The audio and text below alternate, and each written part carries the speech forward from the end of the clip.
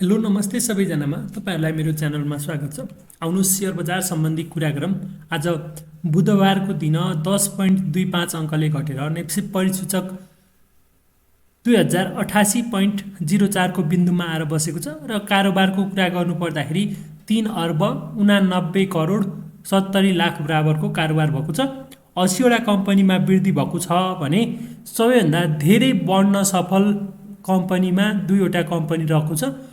Mid Solu hydro power limited, Chandragiri hills limited, यसरी दुईटा कम्पनीमा सकारात्मक सर्किट लागेको छ भने 153 वटा कम्पनी घटेको छ र सबैभन्दा धेरै घट्ने कम्पनीको रूपमा आज टिपिसी परेको छ। तेह्रथुम पावर कम्पनी लिमिटेड परेको छ।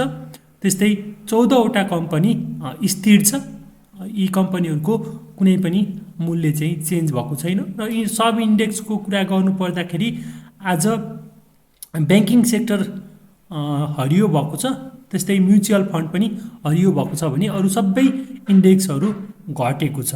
र टेक्निकल चार्टको कुरा गर्नु पर्दाखेरि मार्केटमा आज अलिकति सेलरहरू चाहिँ हाबी भएको हो कि भनेर चाहिँ हामी बुझ्न सकिन्छ।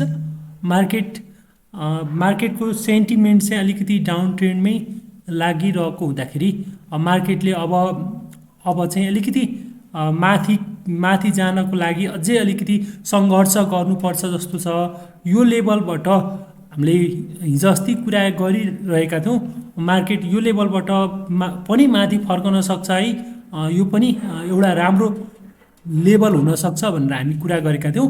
यहाँबाट मार्केट माथि जान सक्छ भनेर भन्दाखेरि आज यसले डाउन ट्रेन्डको यात्रा गरेको छ।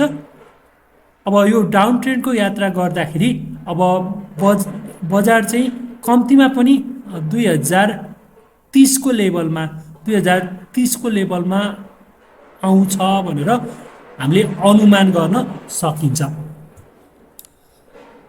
मार्केट अब अलिकति तलै आउने हुँदाखेरि हामीले अलिकति धैर्यता चाहिँ गर्नुपर्छ।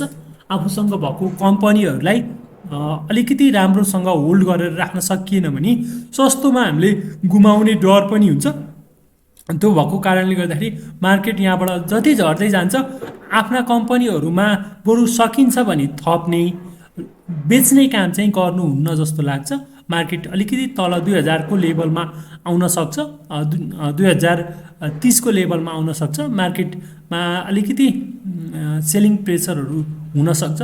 मार्केटमा सबै कुराहरू राम्रो हुँदै पनि मार्केट तल झरिरहेको छ र मार्केटलाई अलिकति इन्डिकेटरहरू लगाएर हेरौँ, इन्डिकेटरले के भन्छ त मार्केट कता जान खोजेको छ भनेर इन्डिकेटरले के जनाउँछ।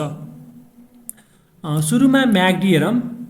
म्याकडीको कुरा गर्नु पर्दाखेरि म्याकडीमा सेलिङ सिग्नल चाहिँ स्टिल भ्यालिड भएको छ र हिस्टोग्राममा अलिकति ठुला क्यान्डलहरू बन्दै गएको छ।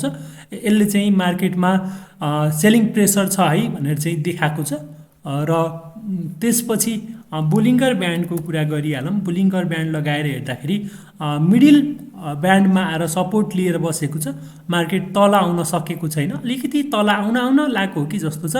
अब मार्केटको भोलिको यात्राले चाहिँ यसलाई चाहिँ अलिकति डाउनै जाने हो कि भनेर चाहिँ यसरी हामी बुझ्न सकिन्छ। यसरी यहाँ तल आउन सक्ने सम्भावना चाहिँ ज्यादा देखिन्छ। र आज कारोबारको कुरामा चाहिँ अलिकति रकम चाहिँ अलिक कमै आइरहेको छ। त्यो पनि एउटा राम्रै पक्ष मान्नुपर्छ। सुपर ट्रेन्ड हेरौँ। सुपर ट्रेन्ड हेर्दाखेरि सुपर ट्रेन्डले पनि स्टिल बाई सिग्नलै देखाएको छ। मार्केट घट्दै गए तापनि बजारमा चाहिँ केही पोसिबिलिटी छ भनेर चाहिँ देखाएको छ। तर सुपर ट्रेन्ड चाहिँ अलिकति ल्यागिङ इन्डिकेटर हो। यो अलिकति तलतिर लगभग 2060 को लेभलतिर मार्केट आयो भने यसमा सेल सिग्नल देखाउने सम्भावना चाहिँ ज्यादा हुन्छ। र मार्केटमा आरएसआईको कुरा गर्नु पर्दाखेरि आरएसआई डाउन ट्रेन्डमा छ। यसले राम्रो सङ्केत चाहिँ गर्दैन। मार्केट अलिकति तल चाहिँ आउन सक्छ भनेर यसरी आरएसआईले पनि भनेको छ। र केही कम्पनीहरूको म स्टकहरू हेर्नेछु। आज धेरै कम्पनीहरू म हेर्न चाहिँ भ्याउँदिनँ होला जस्तो लाग्छ। चन्द्रगिरी हिल्समा यसरी बढेको बेलामा चाहिँ हामी इन्ट्री हुनु हुँदैन भनेर चाहिँ बुझ्नु पर्यो। अलिकति माथि जाँदाखेरि सप्लाई ज्यादा हुन सक्ने सम्भावनाले यसमा चाहिँ जानु हुँदैन। होटल सेक्टर समग्रमा चाहिँ राम्रो भएको कारणले गर्दाखेरि यो चाहिँ माथि बढेको अलिकति लगानीकर्ताले मार्केटमा ब्याज दरहरू घटेको कारणले गर्दाखेरि सस्तोमा चाहिँ फाल्न नचाहेको, सस्तोमा बेच्न नचाहेको भनेर चाहिँ बुझ्नुपर्छ। प्रमोटरहरूले पनि अलिकति माथि चाहिँ लहर फाल्न सक्छन्। 1600 को लेभल यसले यात्रा गरिदिन सक्छ, त्यो लेभलमा अलिकति सप्लाई आउन सक्छ। त्यस्तै आज ज्यादा घटेको कम्पनीमा अलिकति यो प्रोफिट बुक भएको हो, मार्केट घटिरहँदाखेरि मार्केट घट्न सक्छ भनेर चाहिँ अलिकति राम्रो प्रोफिट बुक भएको छ आज, एकदमै राम्रो।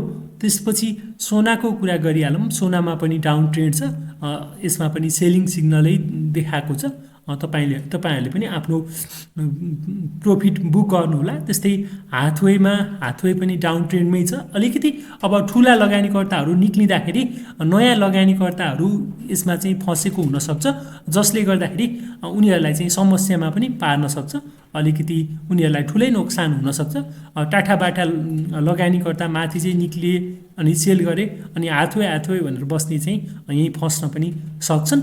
त्यस्तै शिवमको कुरा गरिहालौँ। शिवमको कुरा गर्दाखेरि शिवम सिमेन्ट पनि 500 मुनि नाउला भन्दै 500 मुनि अलिकति आउन खोजेको छ। यसलाई स्टिल हेर्नु होला। 480 को लेभलसम्म यसलाई चाहिँ वेटै गर्दा पनि खासै फरक पर्दैन। मार्केट घटिरह्यो भने त्यसमा चाहिँ आउने सम्भावना चाहिँ ज्यादा छ। त्यस्तै घोराई पनि घटेको छ हैन, घोराईमा पनि स्टिल सेल सिग्नल चाहिँ आएको छ।